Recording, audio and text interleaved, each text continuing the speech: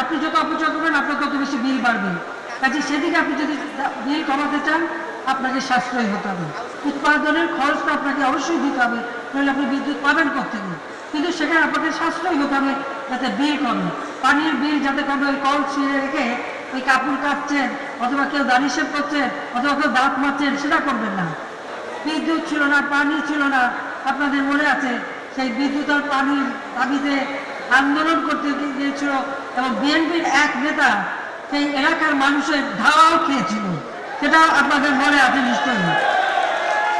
আমরা কিন্তু এই যে পানির ব্যবস্থা, আমরা কিন্তু সেই ব্যবস্থার যথেষ্ট উন্নতি করেছি। এখানে একটি কথা বলবো, সেটা হলো পানির ট্যাঙ্কি যার যার নিজের, এটা অন্তত 6 মাস অন্তর অন্তর আপনাকে পরিষ্কার করতে হবে। আপনি যদি ভালো স্বাস্থ্যকর পানি চান সেই ব্যবস্থাটা অবশ্যই আপনার নিজেরই করতে হবে। পাইপগুলি ঠিক আছে কিনা নিজের দেখতে হবে।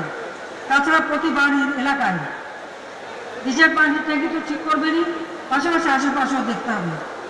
মশার উপদ্রব থেকে বাঁচার জন্য কোথাও যেন পানি জমে না থাকে, সেদিকে বিশেষভাবে দৃষ্টি দিতে হবে। নিজের ঘর বাড়ি সেই সাথে সাথে আশেপাশের জন্য কখনো পানি জমে না থাকে, মশার প্রজনন জন্ম যেন ক্ষেত্র যেন তৈরি না হয়, সেদিকে বিশেষভাবে দৃষ্টি রেখে পরিষ্কার পরিচ্ছন্ন থাকার ব্যবস্থা করবেন। দ্বিতীয়টা হচ্ছে আপনার বিদ্যুতের জন্য হাহাকার ছিল। আমি যখন 96 সালে সরকার গঠন করি মাত্র 1600 মেগাওয়াট, আমরা বাড়িয়েছিলাম 4300 মেগাওয়াট।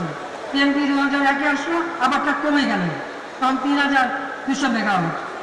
সেই জায়গা থেকে শুরু করে আজকে আমরা বিদ্যুৎ উৎপাদন বাড়িয়েছি। কিন্তু উৎপাদন বাড়ানোর সাথে সাথে মানুষের বিদ্যুৎ ব্যবহারও তো বেড়ে গেছে। এখন তো মানুষের লাকড়ি চুলা রান্নে না, গ্যাস ব্যবহার করে অথবা ইলেকট্রিক রাইস কুকারে রান্না করে। সেই সাথে মোবাইল ফোন, ল্যাপটপ, টেলিভিশন, এই সবার হাতে মোবাইল ফোন তো আওয়ামী লীগ সরকারই তুলে দিয়েছে।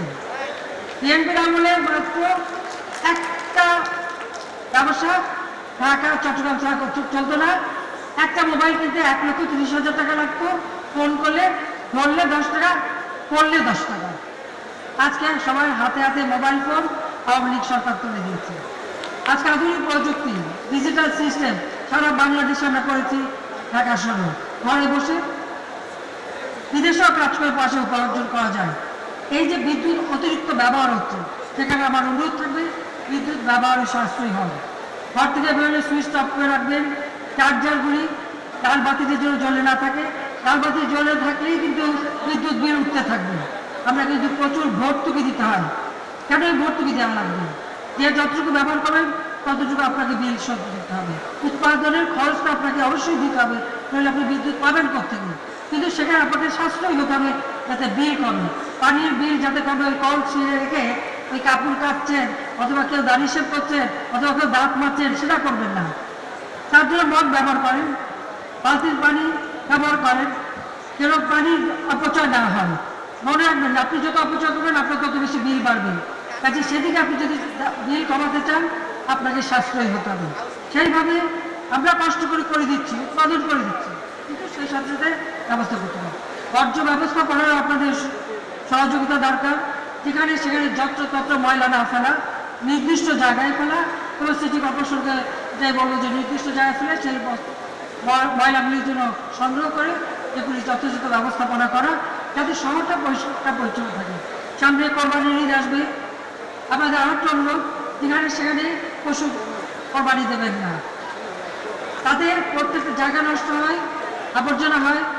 সেই ক্ষেত্রে আমার সিটি কর্পোরেশন না, সারা বাংলাদেশেই আমার একটা নির্দেশ রয়েছে এবং আমি এটা আরও উদ্যোগ নেব। তো প্রত্যেক জায়গায় কোরবানির জন্য, পশু কোরবানির জন্য আধুনিক প্রযুক্তি সম্পন্ন ব্যবস্থা রাখতে হবে।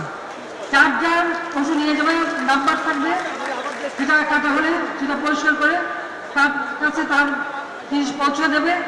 আর একটা পশু যখন জবাই হয় তার রক্ত, চামড়া আর এমনকি বর্জ্যগুলিও কিন্তু কাজে লাগে, সেগুলো কিন্তু রিসাইকেল করা যায়। এই যেখানে সেখানে এগুলি না করা, সে বিষয়ে সবাইকে অবশ্যই নজর রাখতে হবে। নগদে 500 টাকা বা তার বেশি পেমেন্টে পেতে পারেন ঢাকায় জমিসহ 20 কোটি টাকার পুরস্কার।